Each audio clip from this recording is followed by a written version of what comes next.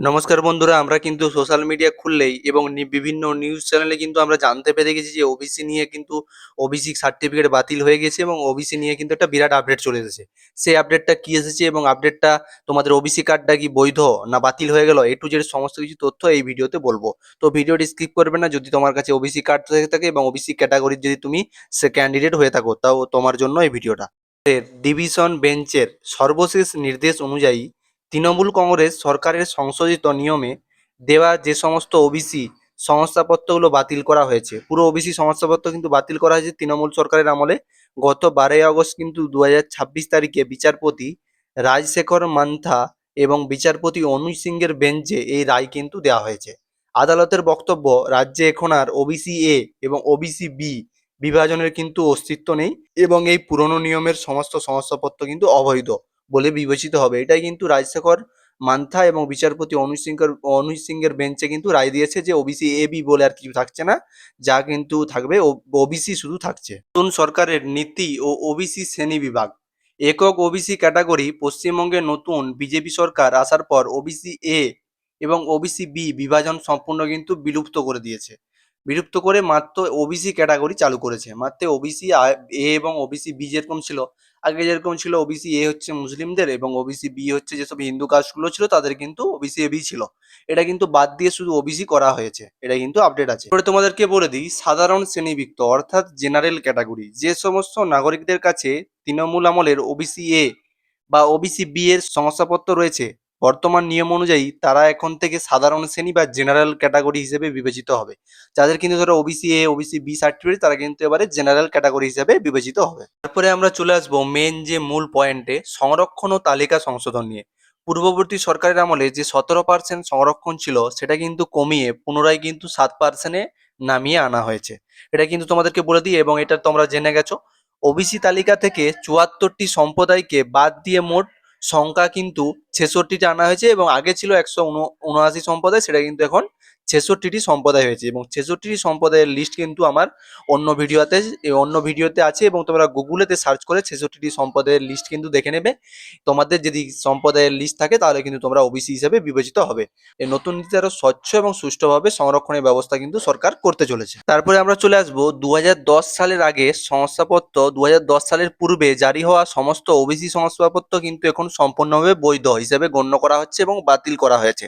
সেটা কিন্তু তোমাদেরকে আমি ভিডিও শুরুতেই কিন্তু আমি বলে দিয়েছি যে 2010 সালের পরে কিন্তু যেসব সার্টিফিকেটগুলো বৈধ হয়েছে সেগুলো কিন্তু সম্পূর্ণভাবে অবৈধ হিসাবে গণ্য করা হয়েছে এবং বাতিল করা হয়েছে। তো 2 নম্বর পয়েন্টে চাকরি ও শিক্ষাক্ষেত্রের প্রভাব।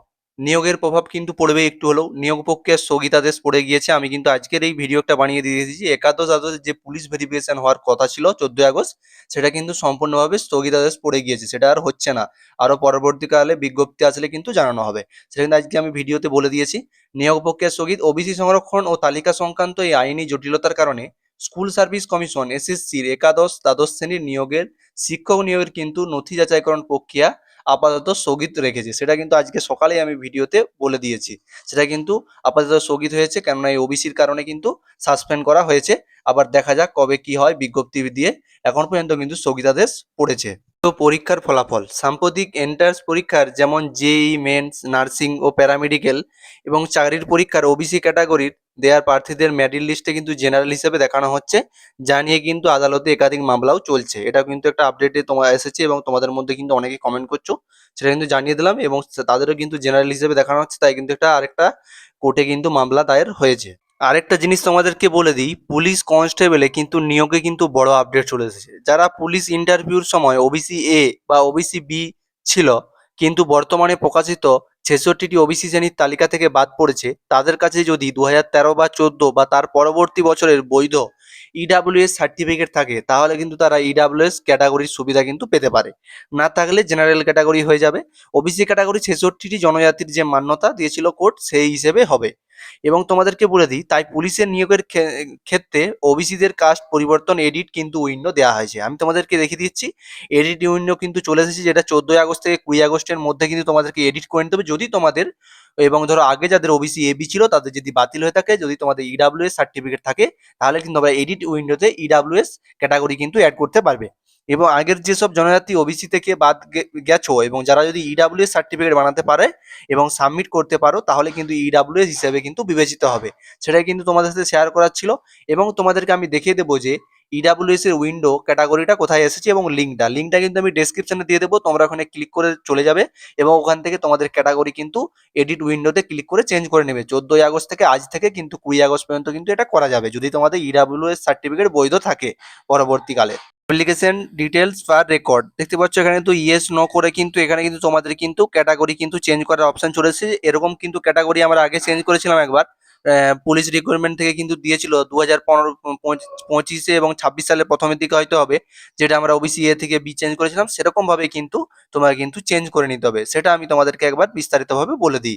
18 মে কিন্তু চেঞ্জ করেছিলাম আমরা ওবিসি এ থেকে বি, তারপরে কিন্তু 7% ক্যাটাগরি ওয়াইজ কিন্তু হয়েছে, এখানে দেওয়া আছে 7% অনুযায়ী কিন্তু হবে। তোমাদের ইডাব্লিউএস সার্টিফিকেট যদি থেকে থাকে বৈধ তাহলে তোমরা কিন্তু কি চেঞ্জ করে নিতে পারবে, এটাই কিন্তু এখানে চলে এসেছে, এরকম ভাবে কিন্তু করে নিতে পারবে। বন্ধুরা তোমরা দেখতে পাচ্ছ candidate can the change their caste category by providing their application serial number date of birth of the below.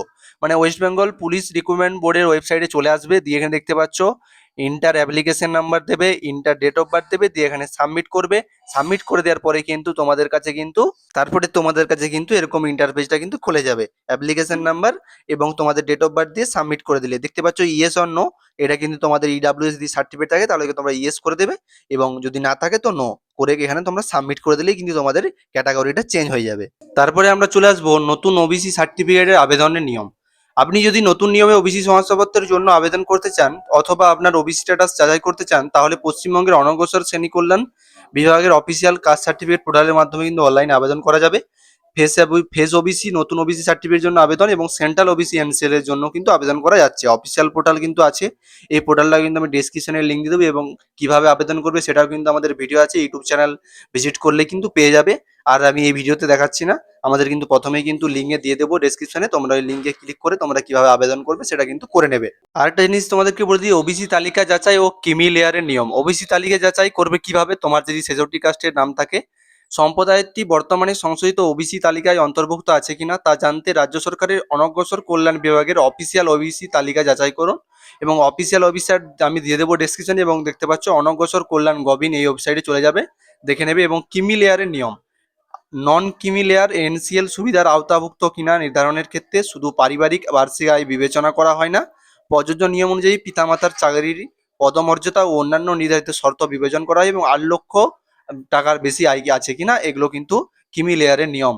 তো তোমাদেরকে এর পর্যন্তই আপডেট দেওয়ার ছিল এবং আপডেট জানানোর ছিল এবং ওবিসি তালিকা যাচাই কিভাবে করবে সেটাও বলে দিলাম এবং এ টু জেড সমস্ত তথ্য আমার ডেসক্রিপশন কিন্তু ফলো করলেই তোমরা কিন্তু পেয়ে যাবে। এই তথ্যগুলোই তোমাদের সাথে শেয়ার করা ছিল ওবিসির, এবং ওবিসির কিন্তু ক্যাটাগরি কিন্তু চেঞ্জ হয়ে গিয়েছে এবং যাদের ক্যাটাগরি ছিল তারা কিন্তু ইডাব্লিউএস এর জন্য আবেদন করতে পারবে এবং এনসিএল করতে পারবে।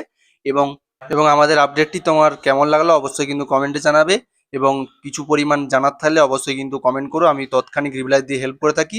এবং বিভিন্ন কিছু আপডেট পেতে আমাদের চ্যানেলটি সাবস্ক্রাইব করে দেবে এবং ফেসবুক পেজটি ফলো করে দেবে। তো চলো টাটা বাই বাই, দেখা হচ্ছে নেক্সট ভিডিও নিয়ে।